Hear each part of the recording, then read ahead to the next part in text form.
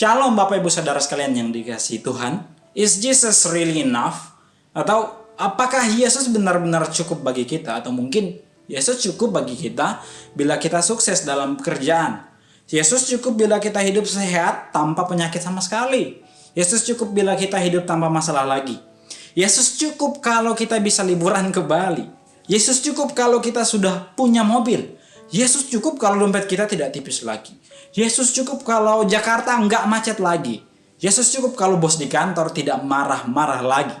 Ya, kita seringkali menanamkan pada diri kita sebuah pemikiran bahwa Yesus cukup bila kebutuhan duniawi kita diberkati Tuhan dengan melimpah dan kehidupan kita berjalan dengan baik-baik saja. Kita juga seringkali memberikan ekspektasi yang begitu tinggi, bahkan kurang realistis pada Tuhan, yang diakhiri dengan pernyataan tukar tambah seperti ini. Kalau Tuhan menjawab doa saya berjanji akan lebih setia lagi. Saya berjanji tidak akan hidup di dalam dosa masa lalu saya lagi. Atau mungkin saat ini kita bisa menuliskan sendiri janji-janji yang sering kita todongkan pada Tuhan, supaya harapan dan keinginan hidup berlimpah dalam diri kita dipenuhi Tuhan. Pemikiran-pemikiran seperti ini jika dibiarkan bertumbuh secara terus-menerus akan membuat iman kita tumbuh tidak sehat. Karena di balik itu semua kita sebenarnya tidak sedang berfokus pada pertumbuhan iman dan kerinduan untuk mengenal apa yang menjadi kehendak Tuhan bagi kita. Melainkan kita sedang melayani ego pribadi kita dan secara perlahan-lahan terus memaksakan agar kehendak kitalah yang dikerjakan Tuhan dan bukan kehendaknya. Jika kita pernah berpikir bahwa Yesus cukup bila hidup kita sudah dalam keadaan baik-baik saja, maka ada teguran yang perlu kita dengarkan bersama. Dalam 2 Korintus 12 ayat 9. Demikian firman Tuhan. Tetapi jawab Tuhan kepadaku, cukuplah kasih karuniaku bagimu, sebab justru dalam kelemahanlah kuasaku menjadi sempurna. Sebab itu terlebih suka aku bermegah dalam kelemahanku, supaya kuasa Kristus turun menaungi aku. Apa yang bisa kita pelajari?